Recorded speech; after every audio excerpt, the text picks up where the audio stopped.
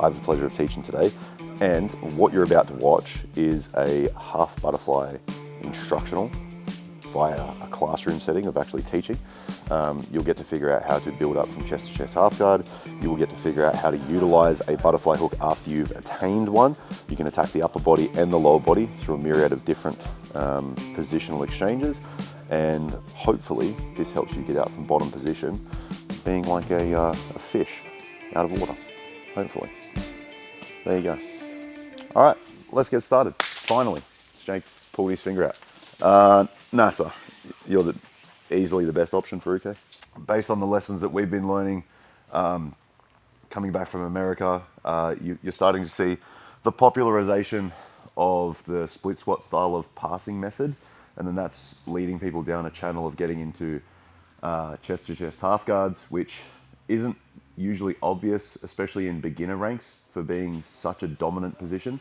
And so we're going to work off a chain of it, building back up to a bit more of a neutral position and then turning that into our advantage off probably almost the worst position you can be in regarding the half guard situation. So if NASA gets into a half guard and he gets chest to chest and all my frames are on the outside, I'm in a bit of a shit spot here. If he's good, he's only a couple of steps away from mounting me, and for obvious reasons that gets a little bit worse. So if we have a position where we're fighting hard, he's entered into a split squat, he's got all the way down into a chest to chest half guard, we have to figure out ways to get out of here. We can't just accept this, because obviously we're going to start to get mounted. And so the order of operations from here is to get our frames back on the inside so that we can start to use that to off balance NASA and then get into a more neutral position, or in the best case scenario, an attacking position. Currently right now where I sit, I don't have any attacks because everything in my body is on the outside instead of being on the inside. Sometimes this frame can be really difficult to get in because his big head's going to be in the way. Just start to find a spot where your hand can place on the very inside of shoulder. At the very least, this should be achievable. You're not going to be able to get underneath their jaw every single time and get all the way to the far shoulder. That's not realistic, especially when they're doing a good job with their face. The second hand you're going to start to use, we're not going to start to frame the hip with an outside elbow because it's going to be less effective. So what we're going to do is we're going to start to reach for our elbow from the inside of his hip line. We're going to turn our thumb down so it faces down towards the floor here. If we leave our thumb out, you'll notice what it does to my elbow. If I put my thumb over to the ceiling, my elbow turns outwards. If I put my thumb down to the floor, my elbow turns inwards. It's going to be much easier for me to start to slip that in and then get into an inside position and then cut the hip here. So we've got our inside upper body frames almost all the way in. We're not done here. We're going to have to start to get our legs involved to some degree. So we're going to have to start to use our upper body frames to help us get our lower body frames in. The easiest way to do that, and the one we're going to start with, is start to use knee levers. So I'm going to take my right leg, the one that's in the half guard, all the way to the base of NASA's knee, and then I'm going to start to put my outside foot, my left foot, on the outside of that.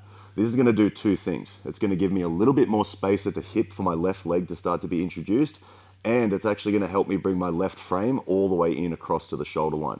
So when I knee lever NASA, if he does nothing, he'll fall over. If he's good, he's going to at least post his hand. Once he posts his hand, I can start to take my hand and place it across into a better inside frame position, and he's actually going to start to post on his knee to a fair degree at the same time. He might not always open his knee completely, but at the very least, I'm going to have to start to be able to find this spot to where I can edge my leg in or hip out to get my knee involved. Both of these are a really good option, whether you get the butterfly hook in or the knee shield. And what I've essentially done here is disconnect our chests so that I can maintain inside position and then build up from here. Once I get my knee shield in, it's quite easy to conceive that I could start to use that circling up towards his top shoulder on the outside of my arm, and then I can start to place my butterfly hook in. I'm in a much more neutral position.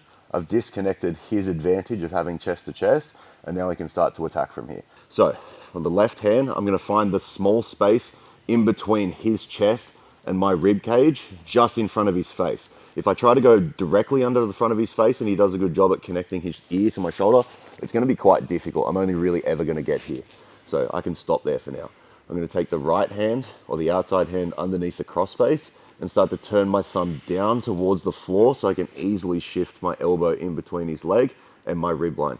If I don't, if I leave my elbow like this and Nasser does a good job at pulling his knee in, I'm just going to go over the top of his knee and I'm never going to get anything solved. So I turn my knee down, I turn my thumb down, I get an inside knee position. Now we're going to start to knee lever. I take the leg that's in between his half guard all the way to the very outside of his knee, and then I step on my own foot using my knees to start to lever him over. His hand comes away for a second and I start to build back my frames. If you're finding a large degree of difficulty just trying to bring your butterfly hook in or just trying to bring your knee shield, maybe you didn't time it correctly, you can now use your inside frames that you've built up to start to connect your knees and elbows. Notice that on my bottom side, my right knee and elbow are already connected, and the only thing I need for my left knee and elbow to be connected is my circling of my knee up to the top shoulder, of which at this time you can start to push a little bit further away, and even if you're inflexible and got really long legs like I do, you can start to bring your butterfly hook in, and then we can start to attack from there. So start with your partner chest to chest, work your way up, build all your frames in, and then we'll look at some attacks from there.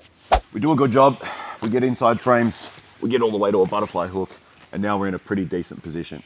Now, what you'll notice is that I've started to create a little bit of a wedge around Nasser's right arm, and that's what we're gonna start to attack at this stage. So we're gonna come out from our inside frame because we've already done the job of creating enough room to disconnect the chest to chest so that our frames can be on the inside. I'm gonna start to replace my arm over the back of Nasser's shoulder and then start to bring that up nice and high. So once I'm in this position, I can't Sumigaeshi Nasser from here just lying on my back. It's pretty unlikely that that will happen. He's got a good frame out here. He can start to base up on this outside leg. If I just try and kick him over, we know that kicking them sideways isn't really gonna work.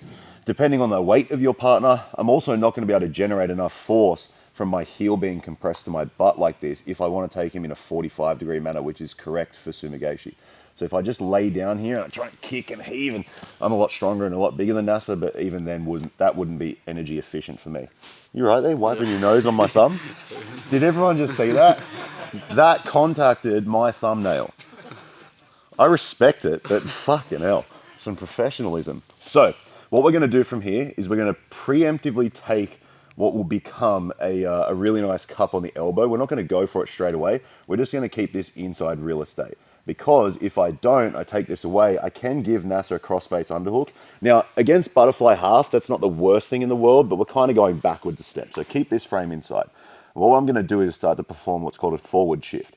So I'm gonna start to come up using my overhook, and I'm gonna get my head significantly higher than Nasser's. This is gonna start to perform a really nice action for Sumigaeshi when I start to take my head down lower.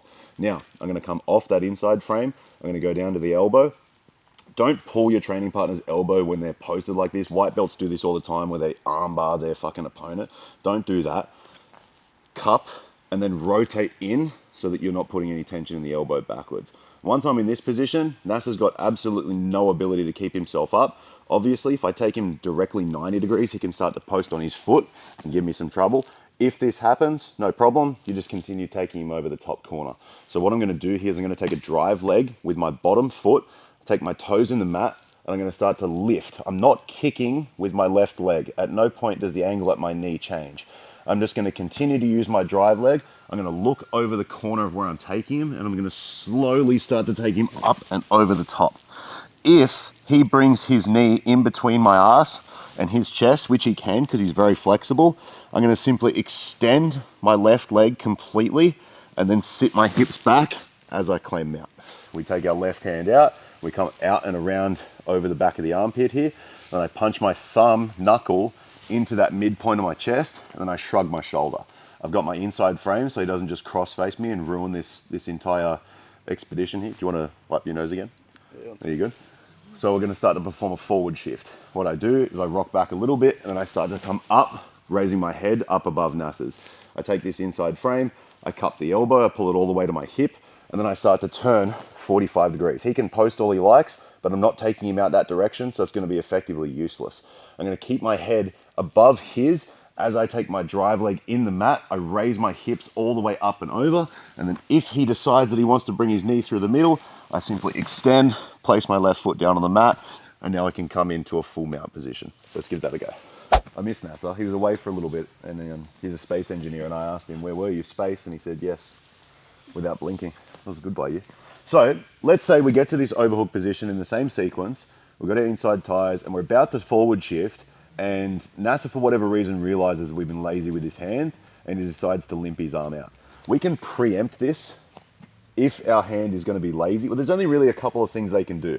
They can start to frame on our shoulder with this hand, yeah, and then start to extract their arm that way by pulling up and away. But it's quite unlikely, because if you're doing a good job with the overhook, you're putting weight over that side and they're going to be posting anyway. So the most common reaction is they're going to turn their elbow down to the floor and they're going to drag out. And if we preempt this, we can start to throw in what's called an arm drag grip.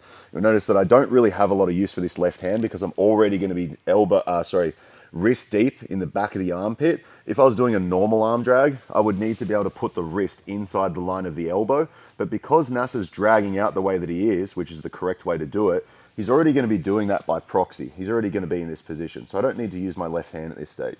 I'm going to go wrist deep, right in the back of the armpit, not in the elbow. If I go in the elbow and it's slippery, he'll come away. If I go in the armpit, he won't be able to. So I'm going to use this. I'm going to kick my butterfly hook out and use that to pendulum up and drag his elbow right down to the floor. I'm going to keep weight into his shoulder by putting my chest over the back of his rear delt, and I'm going to start to take a tight waist. Now, it depends on what he reacts from with here. If he tries to stand up, Dave showed a nice detail yesterday of pulling your left knee all the way to your right knee so that you make a physical wedge around the top of his leg. If you make a physical wedge around the top of his leg and keep enough weight into the knee, it's extremely difficult for him to jump that knee up onto his toes, and he won't actually be able to move. From here, we can take our left toes in the mat, we can use our tight waist, and we can start to pull him down off a hip where I scoot my way back and pull myself into a high ball ride position. So now we're actually flanked our opponent from a bottom position, and we're in a really good spot to start to attack. We're in butterfly half, we take an overhook, we realize that he's probably going to start to go on us, and he limps out. I replace my arm with my right hand, going wrist deep in the back of the armpit, and then I start to pull everything down as I pendulum up simultaneously, taking my butterfly hook out and away. I try and get his elbow and my elbow down to the mat, and I put my chest right over the back of his shoulder. If he tries to rip up and out and away from this, it's very, very difficult because all my weight of my entire upper body is behind his shoulder in a very precise manner. When he tries to stand up from here, I use my left leg and my right leg to scissor around his lower leg to stop him. He's going to start to stop thinking that's a good idea and look for other ways to escape this position. And while he does, we're going to take our tight waist on the far side, our left toes in the mat, and we're going to start to pull him down to his hip, either going into a high ball ride position if his knee's away from his chest. If his knee isn't away from his chest, coming up when my elbow and knee connect, and then placing our second hook in. Let's give that a go. Well, Dave was just saying that he hasn't seen this before. And I said, oh, that's good. You get to learn something new every day. Gordon did this to me about 45 times. And I said to Jake just then, I was like, it's actually funny. I started to feel really bad for a lot of my training partners in here because I realized what it was like to be underneath such a destructive force. Am I going to change my ways? No. I just know what it feels like now.